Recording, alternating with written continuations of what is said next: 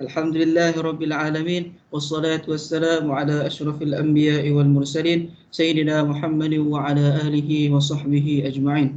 Alhamdulillah, bersyukur kepada Allah Subhanahu wa taala kerana dengan limpah dan rahmatnya dapat kita bersama-sama berkumpul pada hari ini. Pada pertemuan kali ini kita akan mengadakan satu forum, iaitu membicarakan tajuk berkenaan dengan pemikiran kritis dan kreatif berdasarkan Al-Quran dan Sunnah. Dan pada kali ini juga amat istimewa kerana kita telah didatangi oleh 3 panel wanita, iaitu panel yang pertama adalah saudari Nur Munirah binti Muhammad Azir, dan panel yang kedua adalah Nur Salbira binti Musa, dan yang ketiga adalah Nur Ain Syafiqah Arifah. Jadi kita tidak mahu untuk membuang masa lagi, kita teruskan kepada panel kita yang pertama. Soalannya berbunyi begini. Jadi saya ingin bertanya kepada panel kita yang pertama, adakah didikan ibu bapa ini ada diceritakan di dalam Al-Quran atau hadis, atau lebih kita fahami lagi dari segi sunnah? Saya serahkan kepada panel kita yang pertama, iaitu saudari Nur Munirah. Silakan. Okey, terima kasih kepada moderator kita, iaitu saudara Fahmi. Okey, tanpa memanjangkan lagi masa kita, saya akan terangkanlah didikan ibu bapa ni dari sudut Al-Quran, di mana kalau kita tahu kalau definisi Al-Quran ni maksud dia iaitu kitab suci bagi umat Islam menurut ajaran Islam. Al-Quran ni dia adalah wahyu Al-Quran yang diturunkan kepada Nabi Muhammad, iaitu Rasulullah SAW, melalui perantaraan malaikat Jibril, mengikut zaman secara mutawatir lah. Mutawatir ni secara berterusan. Dia diturunkan Al-Quran ni mempunyai kaitan rapat dengan malam Lailatul Qadar lah. Kalau dari segi as-sunnah pula, definisi sunnah pula, sunnah ni adalah cara atau amalan sunnah Nabi SAW, iaitu perbuatan atau amalan yang Rasulullah SAW buat lah. So kalau mengikut didikan ibu bapa dari sudut Al-Quran ni, di mana Islam ni dia telah ajar kita ibu bapa ni dikena ambil berat lah. Pasal anak ni dari aspek pentarbiahan. Pentarbiahan ni macam tarbiah lagi, didikan dari segi tarbiah yang berkaitan dengan Islam lah. Kalau dalam surah At-Tahrim ayat 6, Allah Subhanahu Wa Taala berfirman, maksudnya, wahai orang-orang yang beriman, peliharalah anak-anakmu dan keluargamu dari api neraka. So dekat sini Allah nak jelaskan bahawa ibu bapa ni dia sangat kena bertanggungjawab lah untuk didik anak-anak dia tu, bimbing anak-anak dia tu, asuh anak-anak dia tu dengan cara yang terbaik yang Allah tetapkan, yang Allah syaratkan. Okey. Kalau dari segi didikan ibu bapa dari sudut Al-Quran pula, sorry. Dari sudut As-Sunnah. Yang tadi Al-Quran, dari segi As-Sunnah pula, dalam riwayat Imam Muslim, riwayat Imam Muslim ni dia berkata, apabila matinya seorang manusia, terputuslah pahala amalannya kecuali 3 perkara, iaitu macam seperti yang kita tahu, iaitu 3 perkara tu sedekah jariah, ilmu yang bermanfaat dan anak yang soleh. So dekat sunnah, dekat riwayat Imam Muslim ni pun Allah dah cakap, riwayat Imam Muslim ni dah kata kalau ibu bapa ni dah didik anak dia tu dengan baik, dengan ajaran Islam, dengan ajaran yang Allah tetapkan, so dia boleh tinggalkan antara 3 tu, iaitu anak yang soleh. So itu sahaja daripada saya. Boleh berbalik kepada saudara kita, moderator kita, iaitu saudara Fahmi. Okey, terima kasih kepada panel kita yang pertama. Kita telah dengar satu penceritaan ataupun satu perkongsian yang daripada panel 1 berkenaan dengan diceritakan adakah ada sesuatu diceritakan dalam Al-Quran ataupun hadis. Jadi saya dapat fahami secara ringkas dan padat. Seterusnya saya beralih kepada panel kita yang kedua. Jadi soalannya berbunyi begini.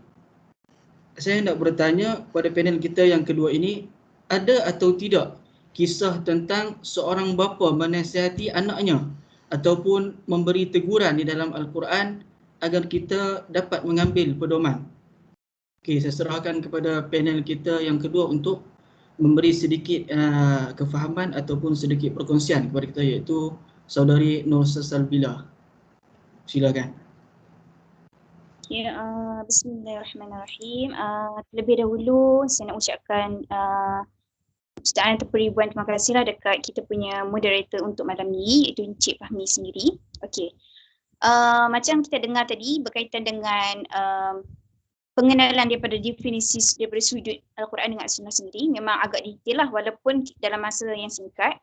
Okey, daripada pertanyaan Cik Fahmi sini berkaitan dengan Al-Quran yang orang panggil apa? Surah yang memang dididik orang cakap didikan kan. Okey. Surah ni saya rasa memang agak famous, memang agak terkenal daripada zaman-zaman Nabi sampai ke zaman sekarang. Okey, berkaitan yang surah yang memang orang cakap famous iaitu surah Luqman, semua tahu. Okey, dalam surah Luqman ni sebelum kita mengenai surah Luqman ni dia okey, sebelum tu kita kenallah surah Luqman ni.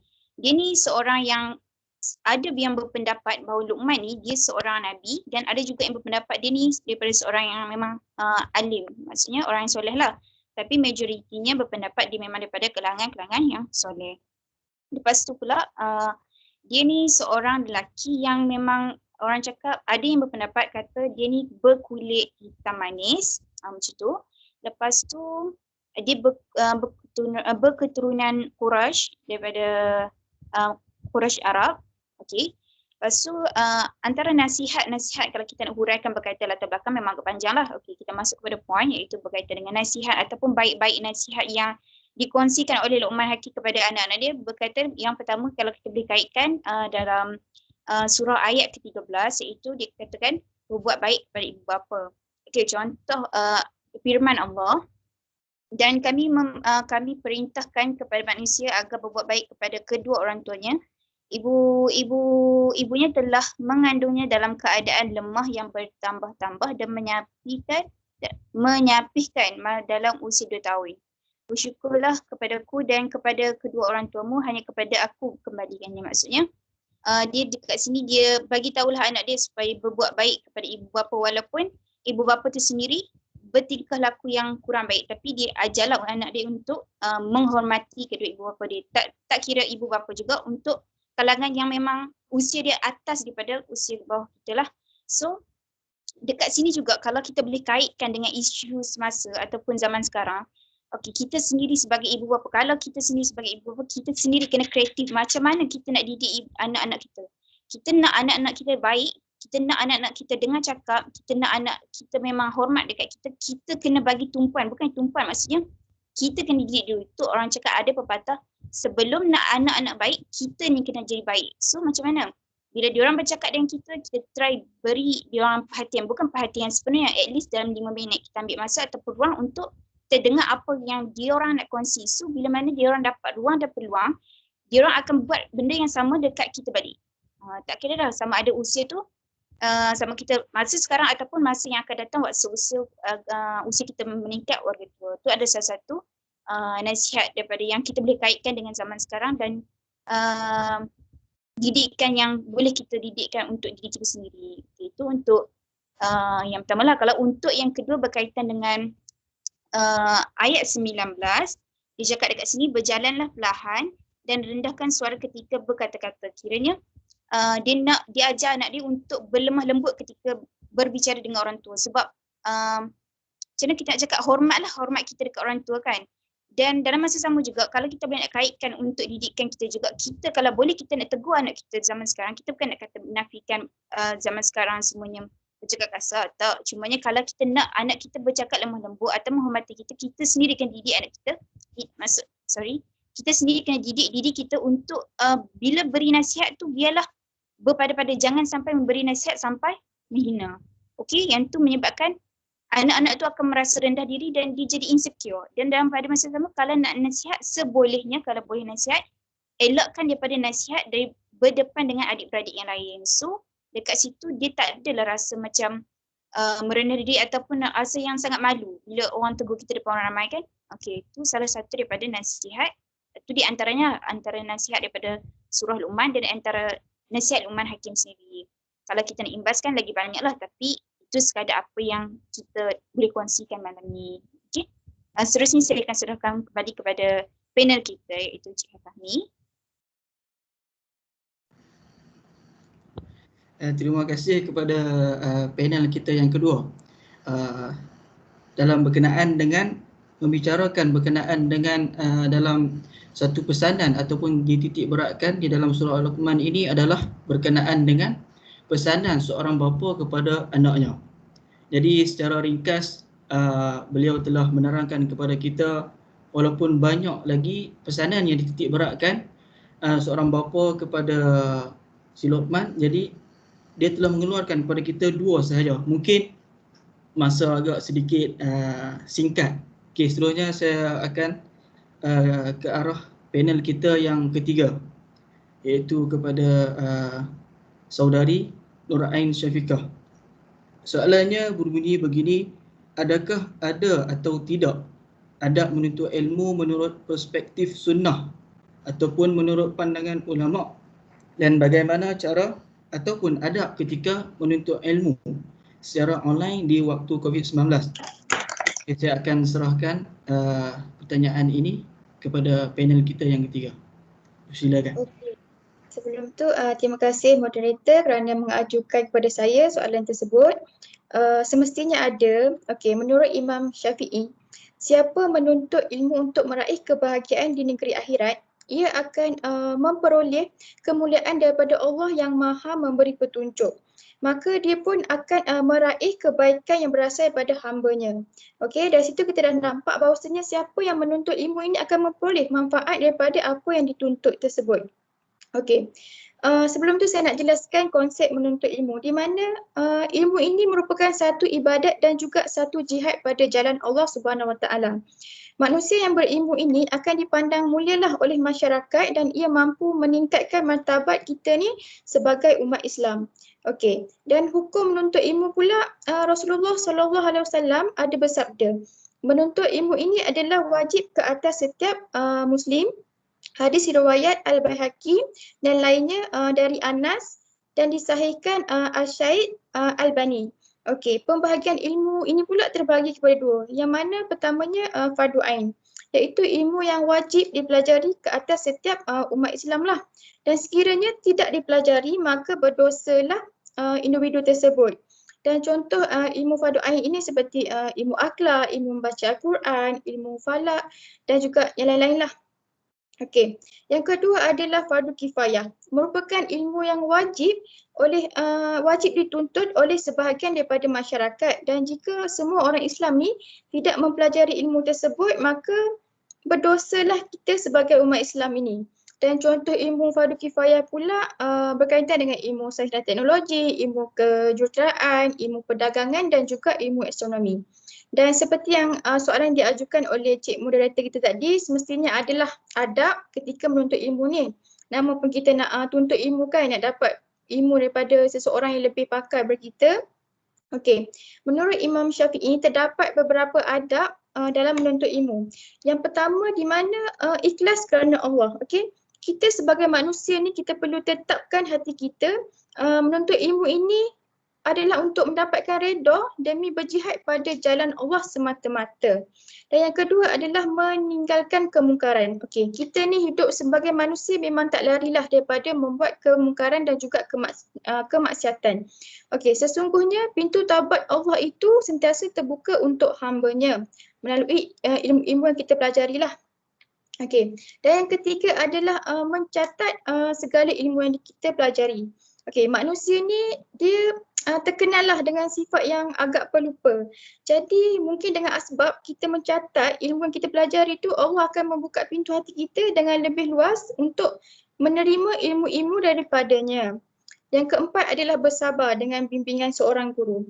Okay, kita maklum tahu guru adalah seorang yang harus kita pandang mulia, dan kita sebagai seorang pelajar yang nak ambil ilmu pada beliau, kita harus menghormatilah beliau. Okey, dan setiap pesanan dan juga teguran daripada seorang guru ini merupakan kunci kepada kejayaan dalam hidup kita. Okey, dan kita juga perlu tahu guru sebenarnya seorang insan yang mulia daripada di sisi kita lah sebagai seorang pelajar yang menerima ilmu daripada beliau.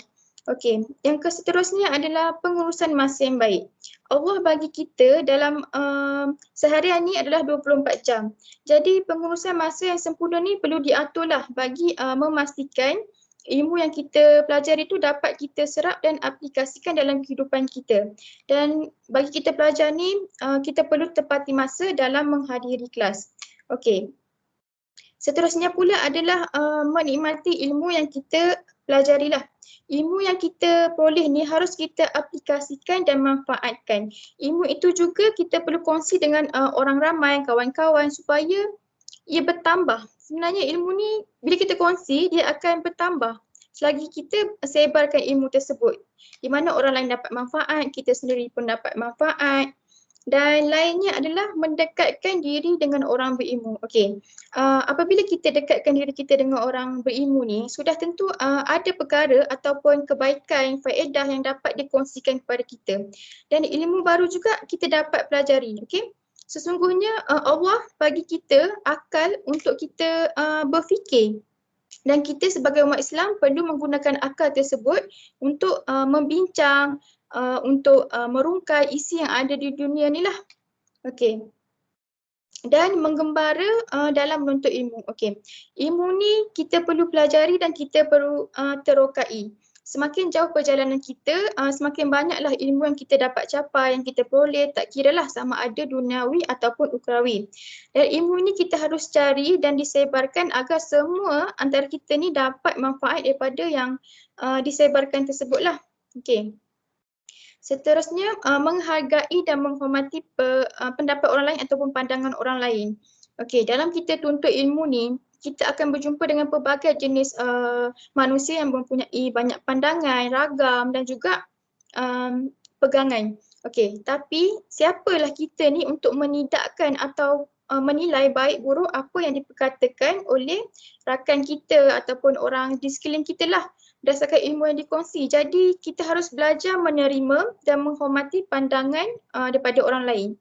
Dan yang akhir sekali iaitu yang ke-10, adab menurut Imam Syafi'i ini iaitu tidak duduk di tempat guru. Okey, kita pun dah tahu, saya pun ada sebut bahawasanya guru ini adalah orang yang sangat mulia di sisi kita sebagai seorang pelajar. Okey, jadi kita sebagai pelajar ni elakkanlah duduk di tempat guru tu macam meja sekolah kan. Ada kerusi cikgu. Bila kita duduk, kita ibarat tidak menghormati beliau sebagai tenaga pengajar yang memberi ilmu kepada kita. Okey, jadi itulah antara 10 adab menurut Imam Syafi'i lah. Okey, selain tu sekarang ni umum kita tahu kita dalam tempoh pandemik COVID di mana 90% rata-rata pelajar di negara kita ni memang berubah daripada pelajaran semuka fizikal beralih kepada atas talian. Okey, dan kita walaupun belajar secara atas talian, adab seorang pelajar juga harus dijaga. Okey, melalui adab yang dijaga akan terselah kesungguhan dalam usaha menuntut ilmu dan kedua-dua ni tak dapat dipisahkanlah seperti yang diungkapkan oleh Imam Malik radhiyallahu anhu. Belajarlah adab dulu sebelum mempelajari ilmu. Okey, antara ada adab kita dalam kelas online, antaranya adalah membuat persediaan di mana kita perlu masuk terdahululah ke dalam platform disediakan oleh guru kita, pensyarah kita sebelum guru tersebut memasuki dulu macam tu. Yang kedua adalah doa menuntut ilmu. Kita perlu baca doa lah kan, baca doa untuk lebih berkat macam tu. Yang ketiga harus hadir sepanjang kelas berlangsung, macam tak boleh ponteng lah. Ada sekejap off, tak boleh lah macam tu, kita harus hormat pada guru kita.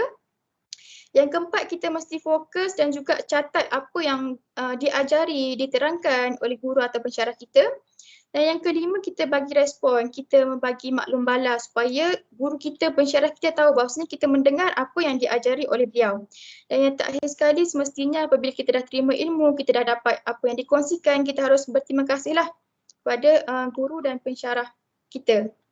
Okey, bolehkah saya teruskan sikit lagi Cik Moderator untuk menerangkan tentang hikmah sebelum saya tutup tentang perbincangan adab. Sebelum tu saya bertanya kepada panel-panel lain terlebih dahulu. Bagaimana dengan permintaan panel kita yang ketiga ni. Jadi saya lihat masa pun mungkin agak sedikit suntuk kerana telah melebihi 30 minit, kalau tak silap saya. Jadi teruskan kepada sedikit dalam seminit untuk penutup. Boleh? Okey. Ya, boleh. Terima kasih Cik Moderator dan juga panel kita yang lain.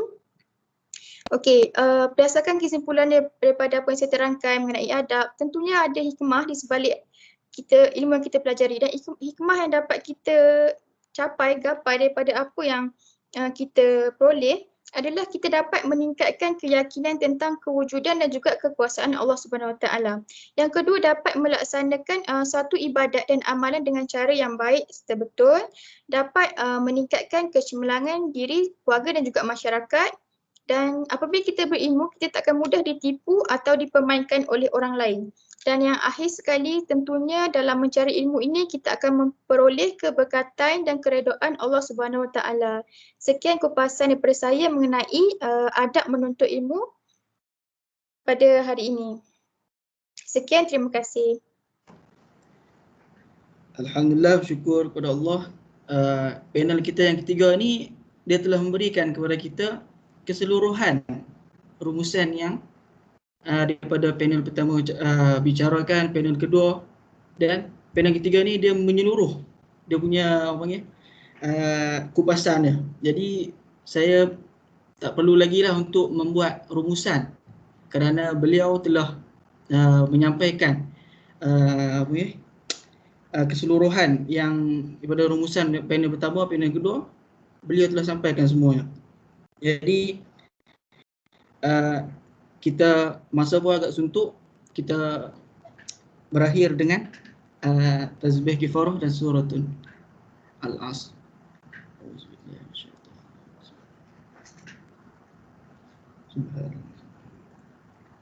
Al-Asr innal insana lafi illa alladhina amanu wa amilus shalihat. Okey, sekian, terima kasih. Terima kasih semua. Merah duk main pun tadi. Masa rekod. Okay, bye. Assalamualaikum. Start record dulu. Tak panjang lah. Berapa minit? 40 minit kot. Panjang kot. Tak apa, nanti pandai aku trim kalau yang ada main tu. Aku trim lah. Okay. Bye. Assalamualaikum. Boleh.